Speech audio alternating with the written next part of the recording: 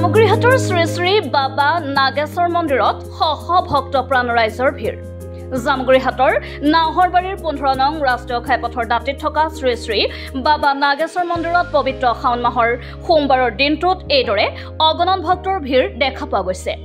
আজি শাওণ মাহৰ চতুৰ্থটো সোমবাৰেও শশ ভক্ত প্ৰাণ ৰাইজৰ ভিৰ দেখা গৈছে বাবা নাগেশ্বৰ মন্দিৰ প্ৰাংগণত।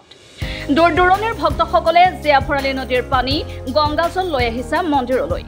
বিভিন্ন প্ৰান্তৰ পৰা অহা ভক্তসকলে মন্দিৰত উপস্থিত হৈ নিজৰ মনোবাঞ্ছা তথা আশা আকাংক্ষা পূৰণৰ বাবে শিৱ বাবাৰ ওচৰত পূজা অৰ্চনা কৰা দেখা গৈছে।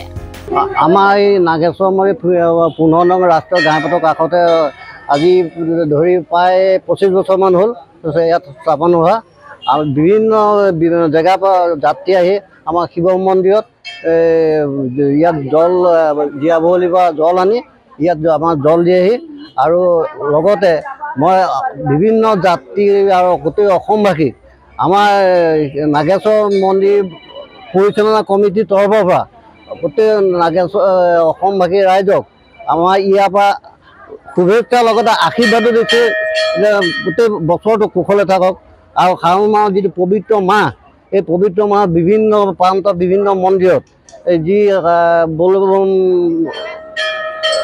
বলবম পালন কৰে তাৰ সকলো জাতি জনগোষ্ঠীৰ মই শুভেচ্ছা নাগেশ্বৰ মন্দিৰ কমিটিৰ তৰফৰ পৰা দিছোঁ।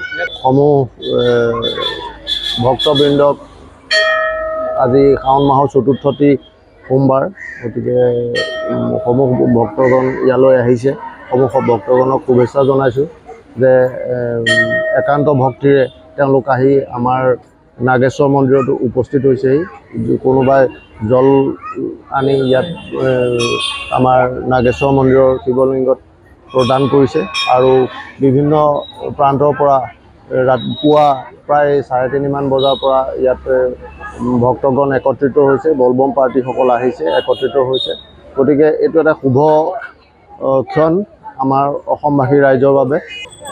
এটা বস্তুত মই অসন্তুষ্ট, কাৰণ শিৱ বাবাৰ ওচৰত আশীৰ্বাদ বিচাৰি আহোঁতে হিন্দী গানৰ তাল DJ বজাই বাটত নৃত্যৰত অৱস্থাত মই নিজে প্ৰত্যক্ষ কৰিছোঁ। সুৰাপান কৰি আহিছে তেওঁলোকে, নিজে প্ৰত্যক্ষ কৰিছোঁ। এইটো এটা জাতিটোৰ কাৰণে এটা অশনি সংকেত, বহুত বেয়া কথা।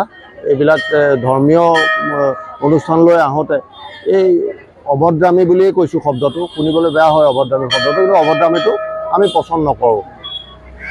গতিকে সকলোকে যাতে শান্তিপূৰ্ণভাৱে এই মন্দিৰসমূহ দৰ্শন কৰিবলৈ আহোঁতে আহে, কোনো যাতে নিচাযুক্ত নিচা গ্ৰহণ নকৰে। গতিকে তাৰে অনুৰোধ জনাইছোঁ যাতে শান্তিপূৰ্ণভাৱে আজিৰ দিনটো পাৰ হয়। অসমবাসী শান্তিত থাকক, অসমবাসীৰ সুখ হওক, অসমবাসীৰ সুখ সমৃদ্ধি সকলো কামনা কৰি আজি এই শিৱ বাবাৰ ওচৰত প্ৰাৰ্থনা গ্ৰহণ। জামুগুৰিহাটৰ পৰা আনোৱাৰ আহমেদৰ ৰিপৰ্ট, NV লাইভ।